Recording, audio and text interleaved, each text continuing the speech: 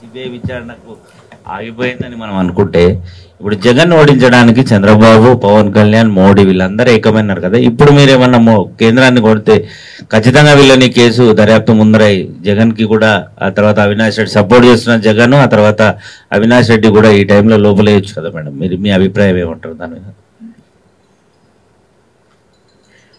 మీకు అందరికీ ఇక్కడ పాలిటిక్స్ నాకంటే చాలా బాగా తెలుసు. వైఎస్ జగన్మోహన్ రెడ్డి గారికి, బీజేపీకి పర్టికులర్గా టాప్ 2 పీపుల్కి ఉన్న అభినవ సంబంధం గురించి నేను కొత్తగా చెప్పాల్సిన పని లేదు. ఎక్కడ ప్రాబ్లమ్స్ వచ్చినా కానీ సాల్వ్ చేయడానికి ఉన్నారు. ఇప్పుడు ఆయన ఓడగొట్టడానికే కదా మేడం కూటమితో కలిశాడు, చంద్రబాబుతో మోడీ కలిశారు కదా. ఇప్పుడు ఈ టైంలో జగన్ కి మోడీకి ఉన్న సంబంధం మీరు చెప్తున్నారు పాలిటిక్స్ లో. ఇప్పుడు జగన్ ఓడగొట్టడానికే కదా ఆ చంద్రబాబు పవన్ కళ్యాణ్ తో మోడీ గారు కలిశారు, జత కలిశారు. సో వారి మధ్య సంబంధాలు దెబ్బతిన్నాయి అంటారు. I'm hoping so. అందుకే this election becomes important because ఆ డిపెండెన్స్ అనేది లేకుంటే హోప్ఫుల్లీ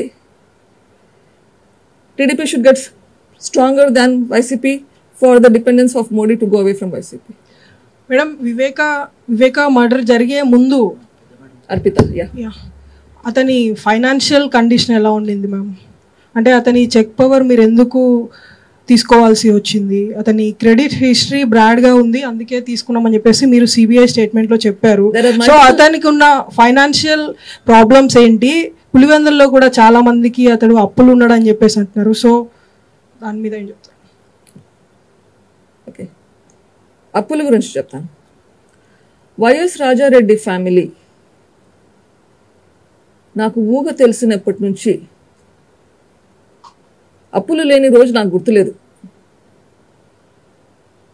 ఓకే, ఎందుకంటే వచ్చిందంతా ఇచ్చేది అలవాటే. సో అప్పుల్లో ఉన్నాడా అంటే ఉన్నాడు. ఇన్ఫ్యాక్ట్ ఆ లిస్ట్లో చూస్తే వివేకానంద రెడ్డి గారు చనిపోయినప్పుడు లిస్ట్లో చూస్తే అప్పులు కాదు, అప్పులు లేకుండా ఎంత ఎవరికొరికి ఇవ్వాలని అనుకుంటున్నాడో, అప్పులు కాదు. లిస్ట్లో చూస్తే ఈ గుడికి 5 లక్షలు, ఈ గుడికి 5 లక్షలు ఇవ్వాలని రాసి పెట్టుకుని ఉన్నాడు. అది అప్పులు కాదు. ఈ చర్చికి 5 లక్షలు ఒక లిస్ట్ చేసి పెట్టుకున్నాడు. సో ఎస్, లిస్ట్ చాలా పెద్దగా ఉంది. అన్ని అప్పులు కాదు, ఉన్నా లేకున్నా కానీ ఇచ్చే అలవాటు. ఓకే, ఎస్, అకౌంటింగ్ సరిగ్గా చేసుకోకుండా he had bad credit history. So credit card కూడా రాకుండా ఉంది. సో కొంచెం చేంజెస్ చేశాము. అండ్ ఆల్సో ఎలక్ట్రానిక్ బ్యాంకింగ్ కోసం అని చెప్పి we had to make certain changes in the company financials, not his personal financials. ఇంకో క్వశ్చన్ మ్యామ్, 2019లో వివేకానంద గారి మర్డర్ జరిగింది. 2023లో భాస్కర్ రెడ్డి గారు అరెస్ట్ అయ్యారు.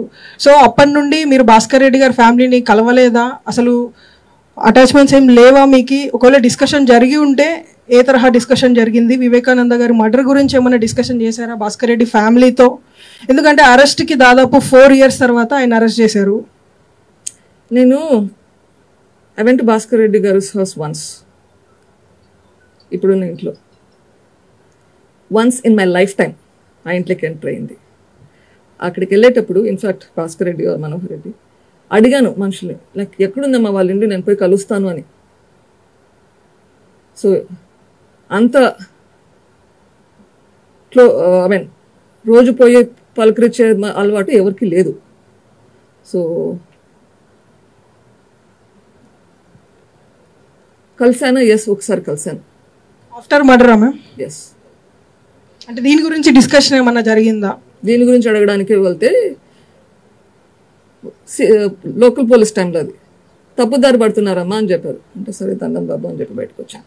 మేడం, వివేక హత్య కేసులో మొదటగా వైఎస్ జగన్నే హైకోర్టుకు వెళ్ళాడు సిబిఐతో విచారణ జరిపించాలని. అయితే ఈ విషయాన్ని మీ నాలెడ్జ్ లో ఉందా కోర్టుకు వెళ్ళినప్పుడు? Point number 1. పాయింట్ నెంబర్, వివేక హత్య కేసు సిబిఐ ద్వారా విచారణ జరిపించాలని జగన్ పిటిషన్ దాఖలు చేశాడు. ఈ పాయింట్ మీ నాలెడ్జ్ లో ఉందా? పాయింట్ నెంబర్ 2 ఏంటంటే, అధికారంలోకి వచ్చిన తర్వాత పిటిషన్ విత్డ్రా చేసుకున్నాడు, అంటే సిబిఐ ద్వారా విచారణ అనేది వెనక్కి తీసుకున్నాడు. ఈ అంశానికి సంబంధించి చర్చకు వచ్చిందా మీ జగన్తో కానీ మీ ఇద్దరి మధ్య చర్చకు వచ్చిందా? WP 3944, WP 3945 of 2019 AP High Court. 2 petitions ఒకే రోజు ఫైల్ అయినాయి. One by YS Jaganmohan Reddy, one by YS Saubhagyamma. Both were filed by their team because they felt అప్పట్లో లోకల్ స్టాండింగ్ సౌభాగ్యమ్మ గారు కానీ నేను కానీ చేస్తే బెటర్ అని చెప్పి వాళ్ళే చెప్పి వాళ్ళు they had us do this. Yes, అప్పట్లో అండర్ దేర్ ఇన్ఫ్లుయెన్స్ వాళ్ళ లాయర్స్ చేతే చేశారు. Subsequently June 3rd, 2019, after the elections, June 3rd or 4th, 2019, Jaganmohan Reddy గారిని కలవడం జరిగింది. అది ఆ కేసు పెండింగ్ ఉంది కదా, అది ప్రొసీడ్ అవుదాం దానికి ముందుకే అంటే వద్దమ్మా, చిన్న నుంచి ఇంత దారుణంగా చేసిన వాళ్ళని నేను కనుక్కోకుంటే నాకు అవమానం అవుతుంది, ఇది ఎట్లయినా చేస్తాము, rest assured, don't worry.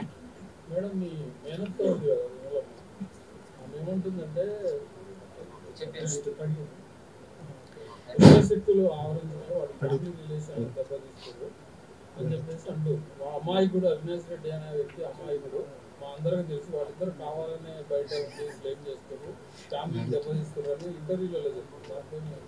Already చాలాసేపు దాని గురించి మాట్లాడాము, దయచేసి ఈ ఇన్ఫర్మేషన్ తనకు కూడా. మేడం 2013 నుంచి మీ ఫాదర్ తో ఇక్కడ మేడం సునీల్ 2013 నుంచి మీ ఫాదర్ తో మీకు చాలా విభేదాలు వస్తున్నట్లు తెలుస్తుంది, మీడియాలో కూడా అనేక కథనాలు వచ్చాయి. 2013 నుంచి ఎందుకు మీకు గ్యాప్ వచ్చింది మీ ఫాదర్ కి మీకు? ఇంకోటి, మీ ఫాదర్ కి రెండో వైఫ్ గురించి కొన్ని గొడవలు అయినట్లు కూడా తెలుస్తుంది. ఆ రెండో వైఫ్ సంబంధించి ఆస్తి తగాదాలు ఏమైనా ఉన్నాయా?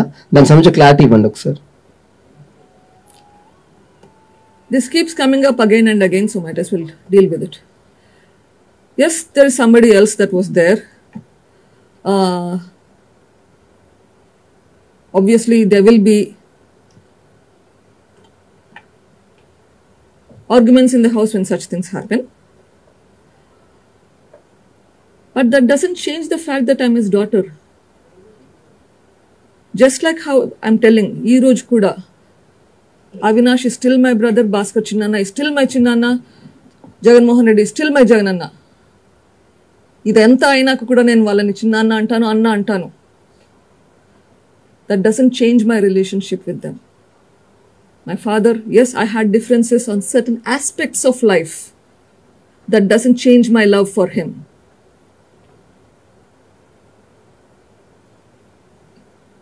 That is an internal personal issue that I have a way of dealing with my father has a way of dealing with me. My relationship with my father is personal to me and my father. I love my father irrespective of what happens. He loves me irrespective of what I do. మీరు ఇంట్లో మీ సిబ్లింగ్స్తో కానీ మీ పేరెంట్స్తో కానీ ఎప్పుడు గొడవ పడరా? ఎవరన్నా ఉన్నారా వీళ్ళ ఒక్కరైనా అసలు గొడవ పడిన వాళ్ళు? అట్లా అని చెప్పి మీ తల్లిదండ్రుల మీద ప్రేమ తగ్గుతుందా? ఒక ఇష్యూలు కాన్ఫ్లిక్ట్ ఉన్నంత మాత్రాన నీ రిలేషన్షిప్ కంప్లీట్గా ఏమీ తెగదప్పులు చేసుకోలేదే. ఒకే ఇంట్లో ఉన్నాము. హైదరాబాద్లో ఒకే ఇంట్లో ఉంది, పులివెందుల్లో ఒకే ఇంట్లో ఉంది. నాన్న హైదరాబాద్కి వస్తే నా ఇంట్లో ఉంటాడు, నేను పులివెందులకు పోతే నాన్న ఇంట్లో ఉంటాను.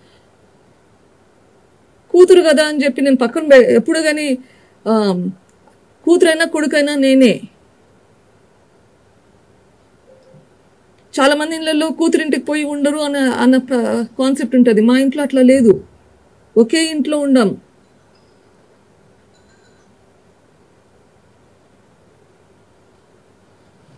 ఒక్క ఇష్యూ మీద ఏదైనా ప్రాబ్లం ఉన్నంత మాత్రాన తండ్రి కూతురు రిలేషన్ బంధాన్ని పక్కన పెట్టలేవు.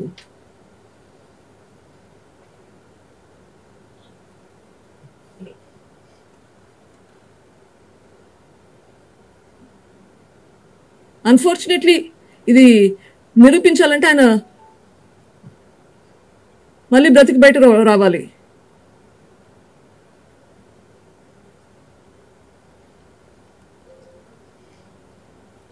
Because there's no proof to love.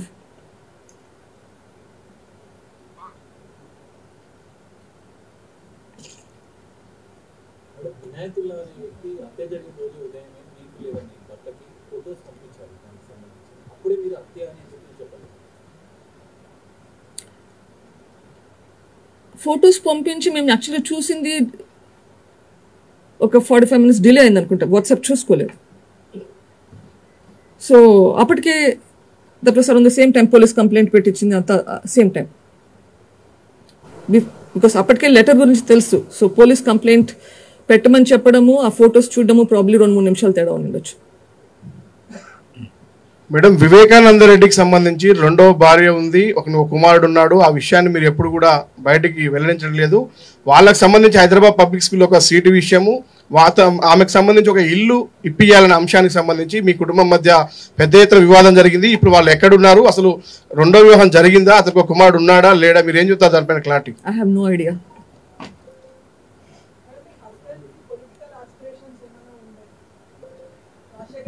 Rajasekhara Reddy గారికి ఏమైనా పొలిటికల్ ఆస్పిరెంట్స్ ఏమైనా ఉన్నాయా మేడం? ఓకే, ఒక నిమిషం ఆలోచిద్దాం. ఒకవేళ పొలిటికల్ ఆస్పిరేషన్స్ నాకు కానీ నా భర్తకు కానీ ఉన్నాయి అనుకోండి, అది ఏమైనా తప్ప, అది ఏమైనా నేరమా? మీరు అడుగుతున్నారు పొలిటికల్ ఆస్పిరేషన్స్ ఉన్నాయా అని. ఉన్నా లేకున్నా ఏంటి డిఫరెన్స్? అది ఏమైనా తప్ప నేరమా?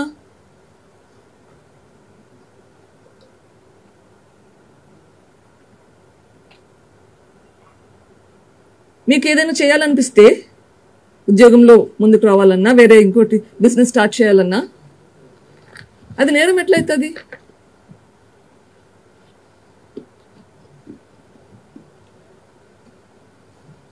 To answer anyway, that is principle. మీ క్వశ్చన్ ఆన్సర్ 20 years బ్యాక్ నేరం అని కాదు మేడం మేము అడిగింది, జస్ట్ మీ క్లారిఫికేషన్ కోసం అడిగాము అంతే. అది క్రైమ్ అని మేము చెప్పట్లేదు. మరి ఎందుకు, వాట్ ఇస్ ద రెలెవెన్స్?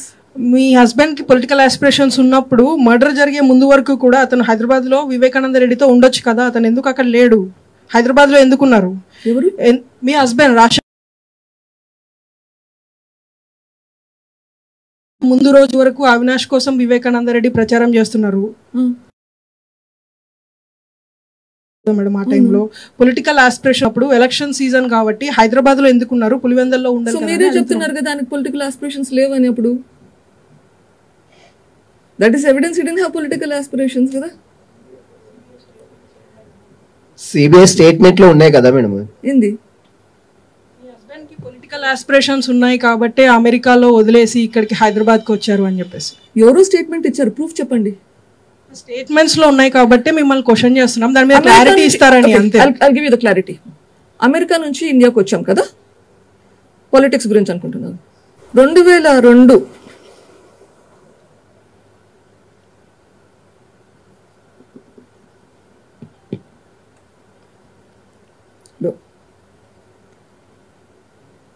నాకు ఒక కొడుకు ఉన్నవాడు. ఇప్పుడు 2 పిల్లలు, వాళ్ళిద్దరి మధ్యలో ఒక కొడుకు ఉన్నాడు. 9 నెలలు చాలా కష్టపడ్డాడు.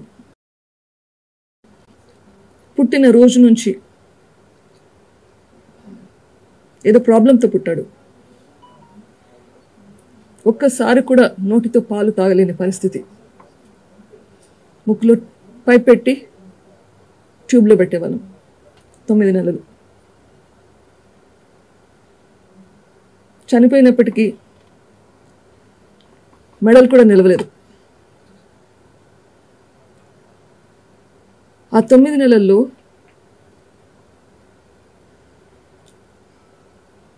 వివేకానంద రెడ్డి గారు నాతో పాటు 3 నెలలు అక్కడే ఉన్నాడు.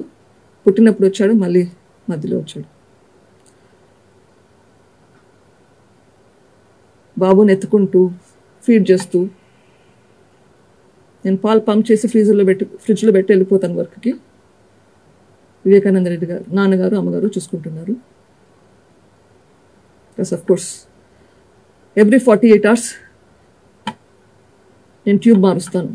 నేను మార్చేది చూసి, బాబు ఏడ్చేది చూసి నా కూతురు నన్ను పట్టుకుని చెయ్యొద్దు, వెరీ డిఫికల్ట్.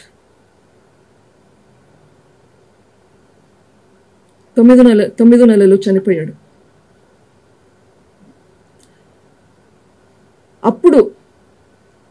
అమ్మా నాన్న పడే కష్టం చూడలేక ఫ్యామిలీ అంతా ఒక్కటిగా ఉంటే బాగుంటుంది అని ఇండియాకి రావాలని డిసైడ్ చేశాను. అదర్వైజ్ నేను అమెరికాలో ఉంటే ఆవిడ హ్యాడ్ అ వండర్ఫుల్ ప్రాక్టీస్, చాలా సంపాదించిండేదాన్ని.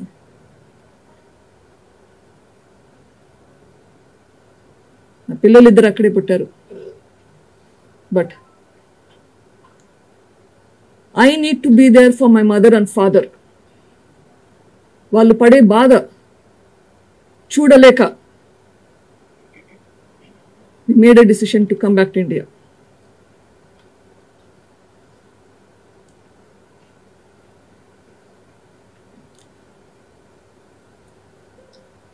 It's a personal decision. There is no politics here. Political family లో ఉన్నంత మాత్రాన అన్ని పాలిటిక్స్ కాదమ్మా. మేము కూడా మనుషులమే. ఇవన్నీ చెప్పాల్సిన అవసరం లేదు, సంజాయిషి ఇవ్వాల్సిన అవసరం లేదు. మరీ మరీ అడుగుతున్నారు, తప్పడం లేదు.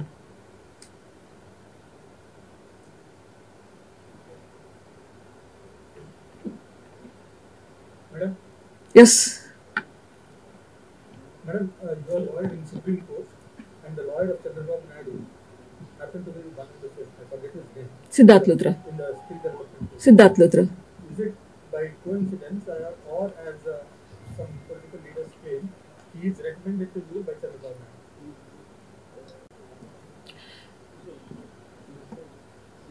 When I tried to choose a lawyer in Delhi, I made a list of all the senior criminal lawyers available in Delhi, did my groundwork on everybody and happened to pick him.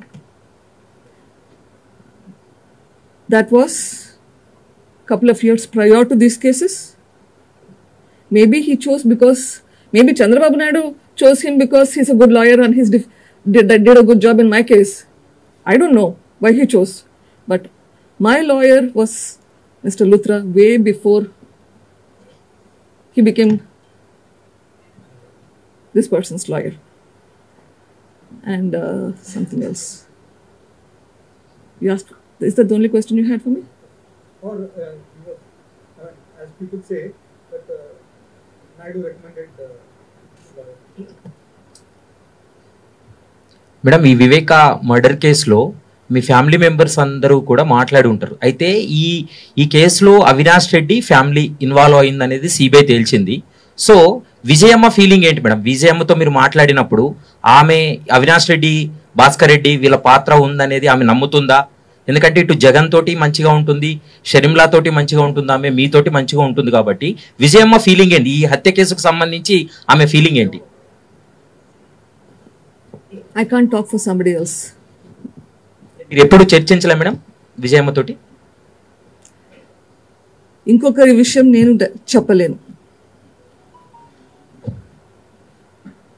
After all her relationship to her, తల్లి కొడుకు, తల్లి కూతురు బంధం, దాంట్లో నేను involve కాకూడదు. Yes madam, CBI charge sheet సంబంధించి కూడా షమీం 28 పేజీల ఛార్జ్ షీట్లో చాలా స్పష్టంగా మీ గురించి, మీ మామ శివప్రకాష్ రెడ్డి గురించి బెదిరించిన అంశాలు, వాట్సాప్లో మీ తండ్రికి మెసేజ్ చేసిన అంశాలు చాలా ప్రస్తావించారు. మీరు మాత్రం షమీం గురించి ఐడియా లేదని చాలా సింపుల్గా దాటవేస్తూ ఉన్నారు. ఆమెకు ఒక కుమారుడు ఉన్నాడు, సిబిఐకి వాంగ్మూలం ఇచ్చింది, 28 పేజీల ఛార్జ్ షీట్ను కూడా సిబిఐ కోర్టుకు సబ్మిట్ చేసింది. ఓకే, ఆ స్టేట్మెంట్లో ఇంకొక మాట కూడా ఉంది. ఎందుకంత చెత్తగా రాస్తావు సునీత గురించి అంటే, అట్లా రాస్తేనే ఆయన రెస్పాండ్ అవుతాడు అని. That tells you the love my father has for me. Next, ఎర్రగంగిరెడ్డికి అంటే మేడం, ఎర్రగంగిరెడ్డి వివేకానంద దగ్గర ఉన్నారు. సో అవినాష్ రెడ్డి దగ్గర కూడా వెళ్తున్నాడు. అయితే అవినాష్ రెడ్డి ఫ్యామిలీకి వివేకానందకి మధ్య గ్యాప్ ఉంది. ఎర్రగంగిరెడ్డి వెళ్ళి వస్తున్నాడు, మాట్లాడుతున్నాడు అన్న విషయం హత్యకు ముందు వివేకానంద నాలెడ్జ్ లో ఉందా లేదా? నాకు తెలియదు. ఇప్పుడు మీతో షేర్ చేయలేదు. రెడ్డి లేరు.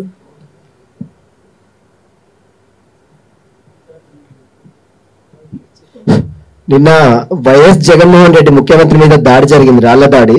దాన్ని మీరు ఒక చెల్లెగా ఎట్లా ఎట్లా అనుకుంటున్నారు madam? Should not be done to anybody. Not to my brother, not to anybody. Should not be done. తప్పు.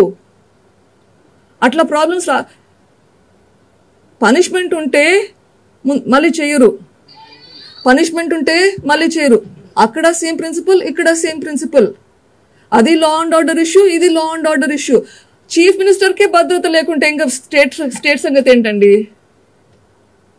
ఒక చీఫ్ మినిస్టర్కే భద్రత లేకుంటే స్టేట్ సంగతి ఏంటి? ఇట్లాంటివి ప్రివెంట్ చేస్తే గనా, ఇట్లాంటి వాళ్ళకి శిక్ష పడితే గనా ఇంకొకరు చెయ్యరు. అక్కడ చేసిన వాళ్ళకి శిక్ష పడట్లేదు, మళ్ళీ మళ్ళీ రిపీట్ అవుతున్నాయి. అందుకే చేసిన వాళ్ళకి శిక్ష పడాలి. కడపలో మీరు షర్మిల గారు వైఎస్ అవినాష్ రెడ్డి మీద ప్రచారం చేస్తున్నారు అతనికి గెలిపి.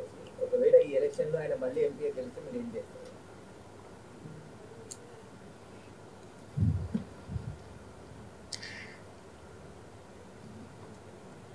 కడప ప్రజలకి వైఎస్ రాజశేఖర రెడ్డి, వైఎస్ వివేకానంద రెడ్డి ఒక లీడర్ కాదు, వాళ్ళ ఇంట్లో మనిషి. ఇంట్లో మనిషికి ఎవరికైనా ఇట్లా జరిగితే సహించలేరు. పోయినసారి గెలిపించుకున్నారు తెలియక, ఈసారి గెలిపించుకోరు. ఎందుకంటే ఇదంతా తెలుసు. నా ఇంట్లో మనిషి, నాకు సహాయం చేసే మనిషి అనుకుంటే ఎవరు ఓటు వేయరు. కడప ప్రజల మీద నాకు ఆ నమ్మకం ఉంది. అవినాష్ రెడ్డికి ఓటు వేయరు, షర్మిల గారికి ఓటు వేస్తారు.